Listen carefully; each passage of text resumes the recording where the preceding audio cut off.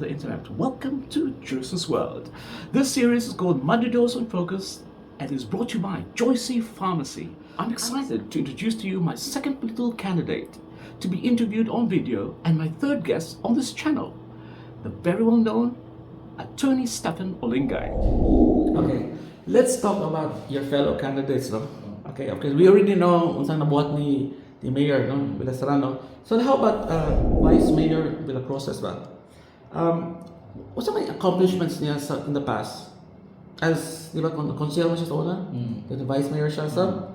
So, during that time, unsang nabawaan niyo lang nga? Unsang nabawaan niyo nga na-accomplish niya? Si Vice Mayor Vincent Villacruzes, nakaupo na ako ni Sir Kunsyal sa una. Tulog niya akong katermino, bali 9 years from 2013 to 2022. Yun yan, nahimo siya nga Vice Mayor pag 2022, hanggang ito sara. Ako ngayon nakita ngayon, ako ngayon naobserbaran nga si Vice Babe, buta niya tao. Gani mo sa kapalapitan, kung may kailangan ka, kung may problema sa lungsod, pwede mo mapalapitan, o nasayod ako nga iyang mabinuhatan, bisag diliya niya isang sulti, isibya, pero ang mga tao sa lawis, kibawin sila kung ano ang iyang mga binuhatan. Amoy na nga sa way pagduduha, siya nga itong Vice Mayor.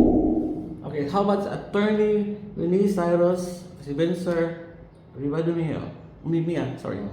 Si Atty. Vencer Cyrus Rivadumia, usa ka abogado, niya isip abogado, kibawin ako nga kantigo sa Sabalaod, o kibawin sa kung nanugid ang paghinahal sa mga tao, o nanugid ang angay buhaton para nga makaserbisyo kita sa lungsod.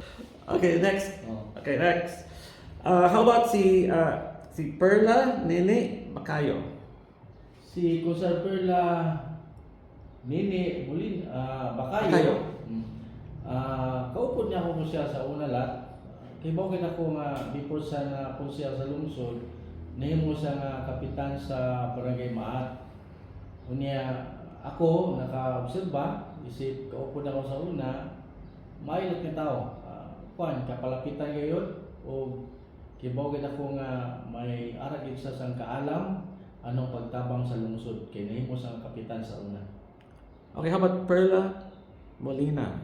Konsehal Perla Molina. Si Konsehal Perla Molina, ina nga babae daw way kabudlay kay kung nano nga oras pwede mo matawagan niya before na konsehal siya na himula siya nga kapitan sa Barangay Talangnan. So nasayod din siya kung nanugid ang problema sa mga tao. Amin na nga sara iya gyapon na nabuhat ang pagtabang sa mga tao, labi na sa iya komitiba sa health. Okay, how about Owen Daruca? Councilor Owen Daruca. Si Councilor Owen Daruca, batanon pina siya, daw magkuha ko sa iya mga 4 o 5 ka tuig. Pero in terms sa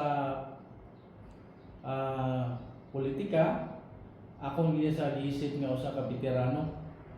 Gani tanan mga estratehiya sa politika kasaligan niya siya. Tiyaw muna. May I ask unsa committee siya karon nag-handle Sa infrastructure. infrastructure? Okay. Gani nahimo siya nga SK Federation President sa atong lungsod way back 2004. Niya Okay. sara ara gyapon siya. So pasabot sila nga ang tao nisalig sa iya o nahigugma sa iya o kibawgit ang mga tao kung ano iyang mga binuhatan. Okay, next is Delphine Santillan, Councilor Delphine Santillan. Si Konsehal Delphine P.C. Santillan, before siya na konsehal sa atong lungsod, nahimo siya nga Vice Mayor sa una. Unya dugay-dugay na gid siya nga nahimo nga panlat nga politiko sa atong lungsod. Gani usahay mo tana ako nang nilansar pa ni siya nga dili kalimod ang iyang mga negosyo, ang iyang estado sa kinabuhi. Pwede na unta maglingaw-lingaw siya pero niintag gyud politika. O ako nagtuo gayud nga damo say plano, damo say may nga plano para sa atong lungsod. Okay. Lilibeth Villaseran or Council Lilibeth Villaseran. Si Kunsyal Lilibet Bilasiran, isip pulis sa iyang bana nga si Kunsyal Julius Bilasiran, aton nasubok kita sina sa pagkawa ni Kunsyal Julius. Nakita na ako nga dililat basta-basta ang napuli kay ani Kunsyal Julius kung dili niya sawa kay si Ma'am Kunsyal Lilibet. Nahimo natin siya konsyal sa barangay Tabaga, nahimo po nga kapitan o dili kalimod usay niya siya kainahan. O kung nano ang iya binuhatan sa iya pamilya isip inahan, kung gano niya pagpadako ang iyang mga anak, ako nagtuo gayud nga ina makabilipisyo gid kita sina kay bawgid siya kung ano pagatiman sa atong lungsod. Okay, last is Salvador Aking Villarreal. Si Konsehal Salvador Aking Villarreal, sayo kita nga before siya niinta sa politika, isip konsehal sa atong lungsod, nahimo ni siya nga vice mayor lang sa atong lungsod o nahimo nga kapitan sa barangay Talangan. In terms sa experience siguro, damo ni siya nagiyan. Gani di lang sa atong lungsod, kundi nga to sa probinsya kay nahimo natin siya nga suod nga trabahante sa atong gobernador sa una. The last part today sa atong interview is word association, like I said Okay. before, but in regards to Madre Dios lang. Right? Okay. Madre Dios lang. Okay. So, ayuda. So ayuda in Madre Dios. Tabang Yeah. sa Madre Dios. Would you like to expound on it? Ayuda, tabang. You agree with it? Disagree with it? tabang, When do you disagree with it? tabang sa Madre Dios dili lang sa pinansyal kundi panabuhian o apil na ang paghatag sang saktong paginahanglan sa mga tao sa Madre Dios. Was there any situation where ayuda did not actually, based sa ilang program, did not actually help? Rather, money was just wasted, like your programs, no, in the form of ayuda or matag sila sa grupo. Were there any situation na it didn't work or what's man? Tanong mo. Ang pagtabang sa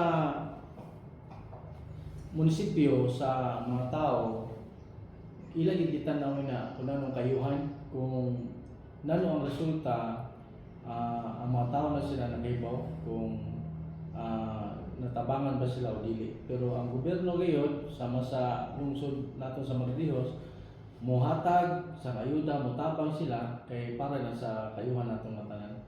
Okay, next word. Opportunities. Opportunity, kay gayunan nga kita mulambo, makatabang sa itong isikatao o nga kayayunan nga diin ang aton imahe sa lawis, motro, mabag-o o akon pagtanaw makaya na naton. Basta importante lang kita sa aton lungsod magkahiusa kita. Okay, corruption in LGU. In terms sa corruption sa LGU, dili pa ko kasulti sina kay wa pa mo ko sa poder sa gobyerno, pero sa ako na naibawan, sa ako na batian o sa ako na silbaran, nagtuugid ako nga inisara nga pang gobyerno sa atong lungsod, wag ini gitago, limpyo ang ilang mga binuhatan. Fishing industry. Fishing industry sa atong lungsod, nagpabilin gihapon nga nindot, lambo gihapon. Ang aton lang buhaton pohon nga tagaan naton sa oportunidad ang mga mananagat nga may lahi sila nga pwede mabuhat dili lang pagpanagat para lat nga mayara sila ilahi nga pagkakitaan sa atong lungsod. Okay, law and order situation. Sa aton lungsod, ako nakita nga peaceful man, tawhay, wa kay mga krimen nga nahitabo, kung mayara man magagmay na lang nang magmaymaoy kung mahupog, pero inang mga major mga krimen sa ako nakitaan, obserbaran, wala naman sa aton. Siguro ang rason sina kay ang mga tao sara nakaibaw na kung ano ang mga legal o mga illegal na magbinahatan o na-implementar ngayon ang pagprotektar sa aton mga pulis sa aton lungsod. Drug issue, the other party, no? Ah. They basically they try to imply na the drug issue before was di kayo grabe as to compare karon. So basically what they're saying is parang nisaka ang drug users karon or sellers or whatever or pushers. So what do you think is the situation on as far as you know? How do you know? As far as you know naman, the drug situation nga sa Luis, ni-increase ba? Ni-ubos ba? Stay the same? What are you doing right now as far as you know lang? Bahin naman sa drugs issue sa atong lungsod, sa ako lang na-obserbaran, daw naman kaayo kay ang ako lang na hibawan inang nadakpan diri sa atong lungsod, dili man taga diri, di man taga Lawis, taga iba na nga lugar. O siguro tungod kay ang atong mga batang sara sa Lawis, damo nay pwede nga mabuhat dili lang sa pag inang mga illegal nga mga binuhatan, mayarang kita eskwelahan, ang atong sports development sa atong lungsod, nindot kaayo, lambo kaayo. Niya, kung ngayon, siguro kung may aray nadakpan, pipila lang na, gamay na kaya na sila. Garbage. Garbage, problema kita sa tanan ng mga lungsod, di lang sa aton lungsod sa Maridihos. Kay dili kalimod, ato gina na naandan nga, mayara kita yung mga basura. Ang ato na siguro nga masakto ang kuan ng collection, niya segregation, niya ang kuan pag-recycle sa mga angay mga butang nga pwede ma-recycle atong buhaton niya. Siguro kita pagi nga inang mga basura naton magamit naton. Pwede siguro nga kung may lawas, mayara kita yung mga makinarya nga pwede naton mahimo ng basura nga mahimo naton nga magamit naton sa dalan naton nga kinabuhi. Okay, next word, phrase. Global warming.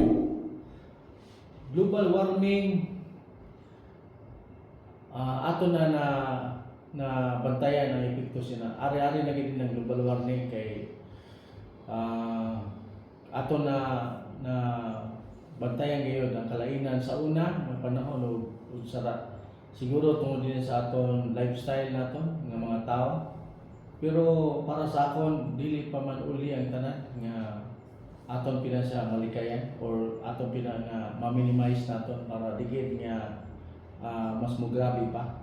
Siguro tungod sa atong buhaton sina kung kita ang aton paggamit sa mga produkto nga mga daot sa kalikupan sa environment aton nina i-minimize o likayan. Ang plastic siguro dili na pwede gamiton sa kada adlaw. Maghimo kitay kuan sina pamaagi nga din malikayan niya siya. Unya mananom kita yung mga tanom. Damo na to mananom pa kita. O inang aton paggamit sa mga siguro makina. Siguro aton nina i-minimize, ato siguro buhaton maghimo kitay programa sina pon maglawas. Okay, underground fresh water.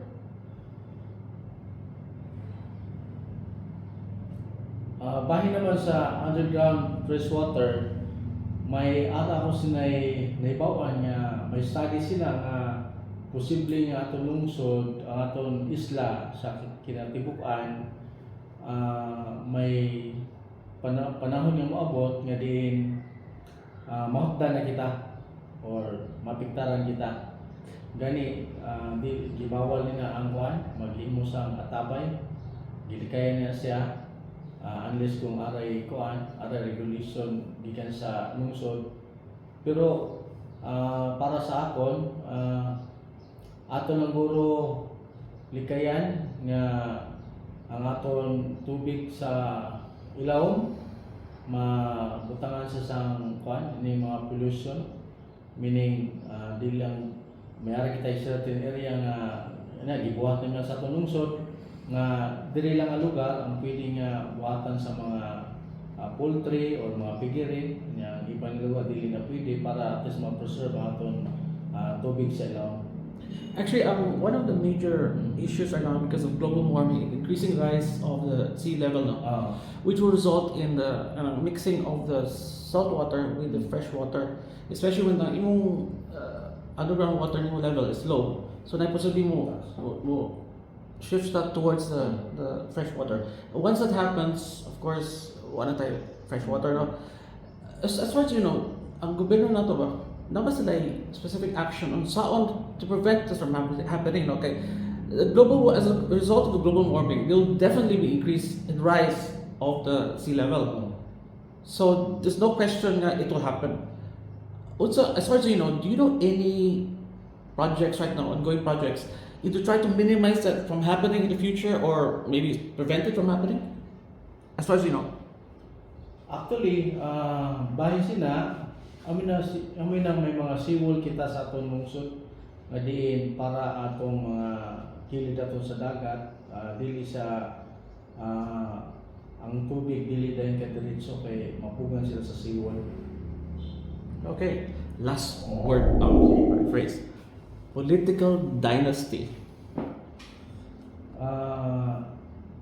Ining political dynasty mo pagit ni gidefine gayud kung nano ini sa ang termino nga political dynasty kay although ara sa atong konstitusyon pero wa pagit ni sa gisulti kung nano ni sa political dynasty. Ang political dynasty base lang sa atong pagtan-aw pero So, sa atong lungsod So law, it was not defined? Or someone? I mean, like, for example, you have two from same family now, running for different position. oh, That's considered a political dynasty, di ba? I mean, right? Yeah, so, political dynasty actually should be defined by Congress. Dapat ilan sa i-define kung so what siya ba define pa yun? what is Tarong? political dynasty or not. Okay. Unfortunately, Congress did not act any law defining what makes a political dynasty.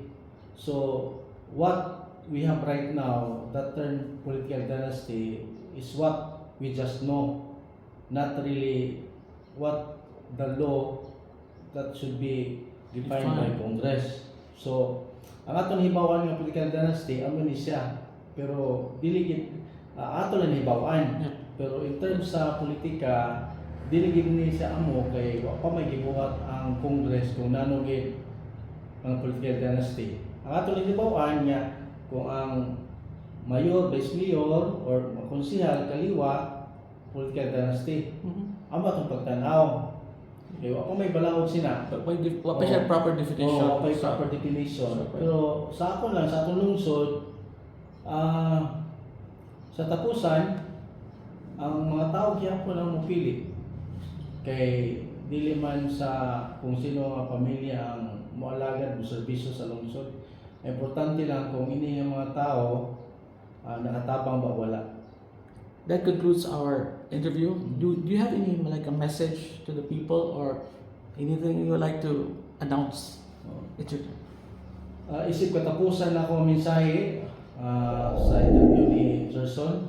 Ako magpasalamat sa oportunidad nga gitagan ako sa gigiyunan nga diin makasulti, makasaysay kung nano akong personal nga katuyuan, personal na akong natubag sa mga pangutana nga gihatag sa akon. Ang akong ikasulti lang sa katapusan nga pinalanggan ako lungsod sa Marilihos. Ara na kita sa panahon nga diin kita mopili kung sino ang aton tagahan sa kayayunan nga moalagad sa aton. Ako lang kasulti sa inyo nga kumana lang ninyo kung ano ang ara sa inyong kasing-kasing o naalam ninyo kung sino atong mga tao ang makahatag sa sakto gayon nga serbisyo kayuhan sa inyo o sa aton lungsod. Thank you so much. Thank you so much.